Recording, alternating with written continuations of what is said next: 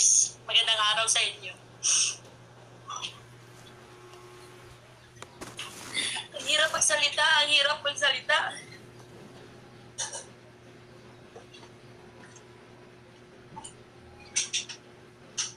Sobrang hirap. Kasi alam nyo, tanga din ako eh. Pumayag ako sa mangyaring ni Merck. May mali din ako. Kasi umpisa pa lang, pumayag ako. Pumayag kasi ako para malaman nyo, pumayag ako. Para makatulong sa kanila.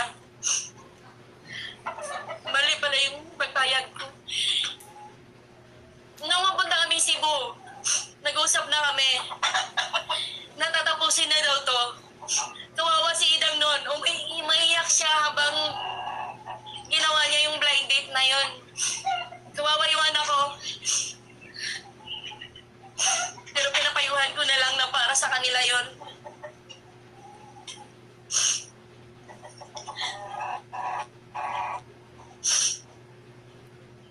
Pinapahaba pa niya. Umabot pa kami sa Cebu, guys. Umabot kami sa kapatid ko. Yung kapatid ko nga, hindi humingi ng budget sa kanya doon. Ang dami nila doon, ang dami namin, ang dami niyang bit-bit. Kawawa nga yung mga bit-bit niya eh. Para pinabayaan lang niya, ginamit niya lang din. Lalo na yung kambal.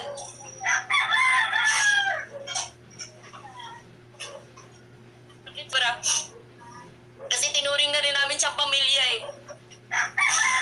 Pamilya niya, pamilya namin. Parang isang pamilya na kami.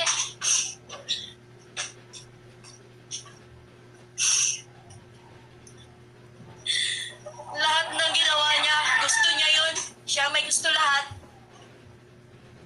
Pumayag ako para makatulong.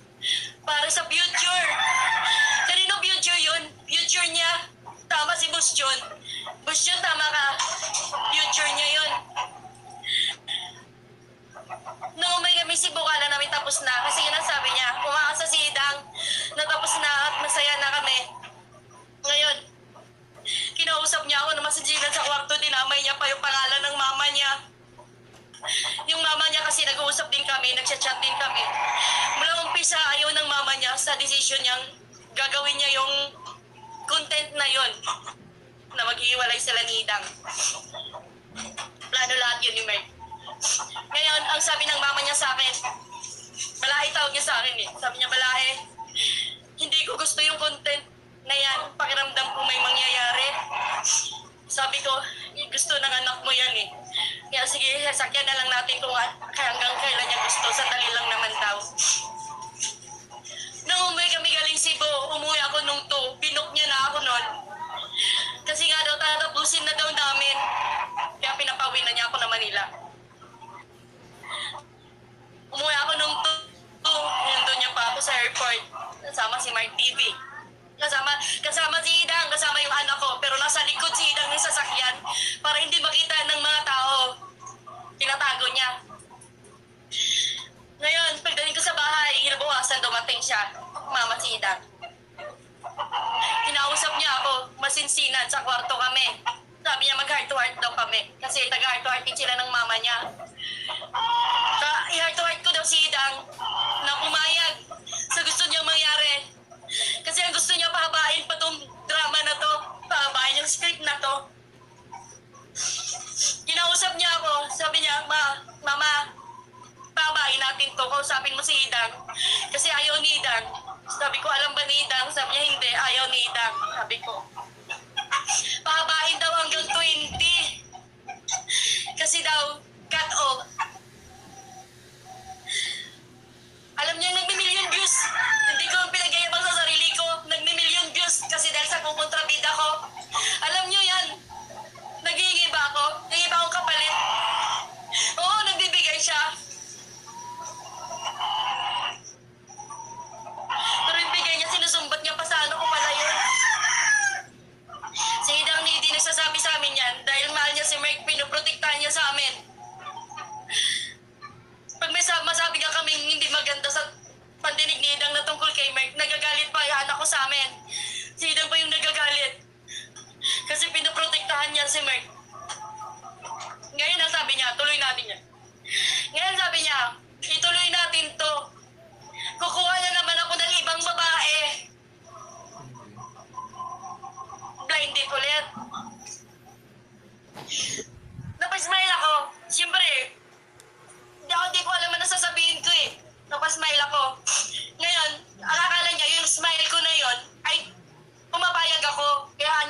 lalagyan ng plastic.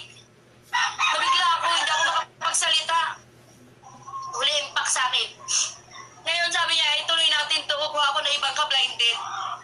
Ngayon sabi niya, yung blinded daw na yon, papupuntahin niya sa bahay niya. Ang gusto niya, magdadala ng ulam, dadala daw siya ng masarap na ulam. Para daw makita ng mga subscriber o mga viewers na wala na talaga sila ni Idang. Nabigla ako, pero hindi ako nakapagsalita, ewan ko sa kanya, kung sa palagay niya yung smile ko ay pumapayag ako, umuoo daw ako, sabi niya. Ngayon sabi ko, akala ko ba tapos na? Sabi niya, hindi mama, tuloy natin to kasi pera to. Mukha akong pera, sinabi niya niya, aaminin ko mama, mukha akong pera. Para sa amin. Para sa kanya lang pala yun. Kaya napaisip ako, sabi ko, okay ba kay Idang na may ganon? Sabi niya, kausapin mo ng heart to heart si KP.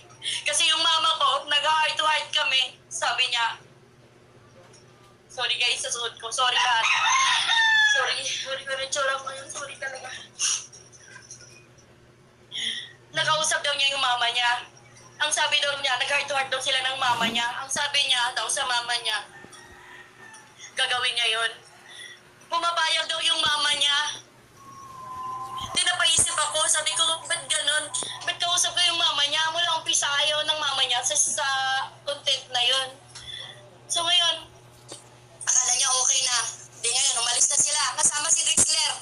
Mapupunta sila ng Cavite. Kasi sasama niya si Drexler, gagawa na naman dapat sila ng content na yung kuya ni Idang, kunyari, isa sa uli yung sing-sing. Ganon yun. Kasi sinama niya si Drexler. Ngayon, kinausap ko si Idang, sabi ko, Dang, akala ko ba tapos na? Sabi ni Idang, oo mama, masaya yung anak ko, masaya. Sabi niya, oo mama, tapos na to. Matatapos na to. Magtatagaytay kami ni Merck. Ang dami niyang sinabing magaganda. Tatagaytay kami, hindi muna kami mag-vlog. Kami munang dalawa. Sabi kay, Dang, hindi ganon ang sinabi ni Merck. Sabi ni Merck, tutuloy daw to hanggang 20. Pumayag ka daw at kukuha na naman siya ng ibang blinded. Ngayon yung anak ko, nabigla.